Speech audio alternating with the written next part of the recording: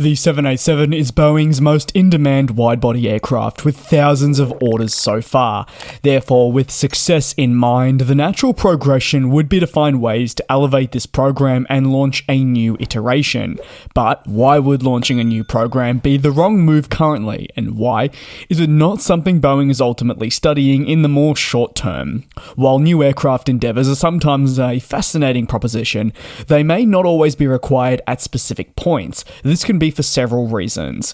Currently, it is not the right time for a new 787. Still, if it were, many struggles would need to be overcome first, before priority could be given to the next iteration of the commercial airplane series. Unfortunately, one of the biggest struggles has been the certifying of existing aircraft types that have already been formally announced, have backlogs and customers awaiting their delivery, but simply can't get their hands on the jet in question. According to analysts close to the industry, this remains one of the biggest priorities for the plane maker as it looks towards the future. Any endeavour, a new commercial aircraft, will be pointless if the company cannot dedicate resources to that very new program because, say, other planes are not certified.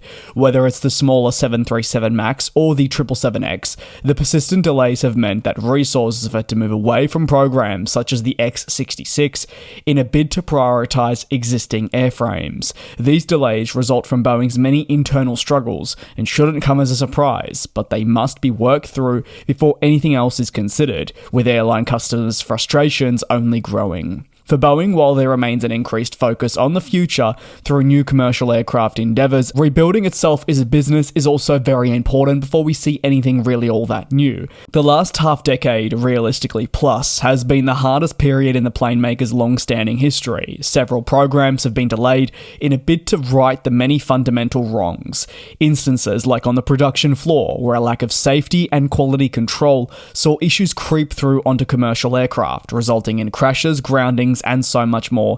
It's been a consistent cause for concern that's needed rectification. It was only after a door blowout incident at the beginning of 2024 when alarm bells probably began to ring more than ever, that change was truly required, and the 4+ years of what many believe to be progress simply did not amount to anything. Driven by a newfound purpose to implement a true turnaround, there has never been more pressure on Boeing to succeed in its ambitions, and you'd argue there's also never been more investment. As a result of these struggles, the FAA has tightened its grip on the plane maker, resulting in caps on the production of existing commercial aircraft and certainly removing the ability to progress with any new endeavours. Innovation remains important, especially in what is a highly competitive space. However, depending on available technologies, Boeing may only consider evolving the 787 further when it has fresh technologies available. Moving ahead with its current priorities wouldn't make sense, let alone moving ahead with the technology that is available to it now. It would not be a cataclysmic upgrade that airlines would be rushing towards. Historically, the company has struggled. From a reputation standpoint, this has also been damaged, and therefore, like I've said time and time again, full priority must be put on rebuilding themselves to ensure that trust can be rebuilt before we see a bunch of new endeavours launch. Boeing's development of a new 787 model also doesn't remain the highest priority given the ongoing success that the Dreamliner program is experiencing. In May, the aircraft family already secured 130 orders from Qatar Airways, with more options added.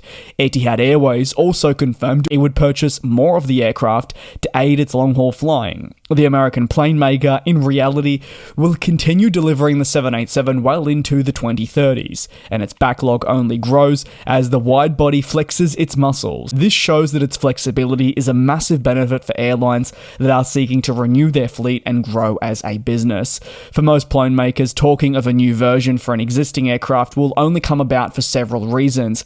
More often than not, it can be in direct response to the lack of demand for the existing model, and the belief that a new iteration would be a way to capture additional sales and breed new interest in the program. Other reasons include gaps in market share, new available technology that can be adopted to an existing platform to make it even more popular, and the time being right as well for just a genuine replacement to arrive as the circle of life concludes for, say, an existing program. You've also got to consider airlines' requests for a new commercial plane.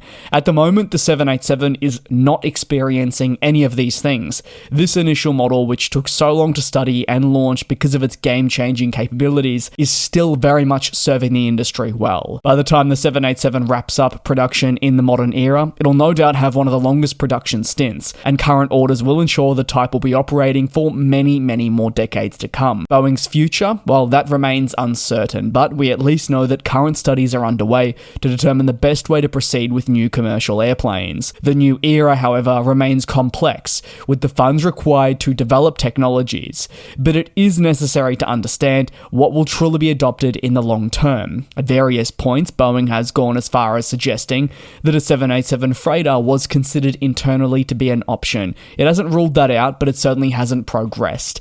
A new 787 model itself would remain the more unlikely at this point. Ultimately, priorities lie elsewhere, and while the next generation of aircraft from the mid-2030s and beyond will be fascinating, the likelihood that it is a brand new 787 remains low. As I'll say it again, Boeing has priorities in terms of replacing its MAX, a new middle-of-the-market airliner, and just generally, how is it even going to power these aircraft? What is the wing structure going to look like? How many passengers is it going to fly? And so much more on top of that have to be studied and then implemented. When the studies conclude and there are results available, there will be a greater understanding of what the new era looks like, and importantly for the 787, we'll understand better the scope for eventually a potential new model and what technologies would be adopted, let alone if that is something of interest to customers, because one day 787s will need to be replaced with something. That day is absolutely not anytime soon. Thanks a lot for watching. Any thoughts? You know you can drop them down below in the comments. Take care, do be safe, and I'll see you in a couple of days for your latest industry analysis. And we'll fly.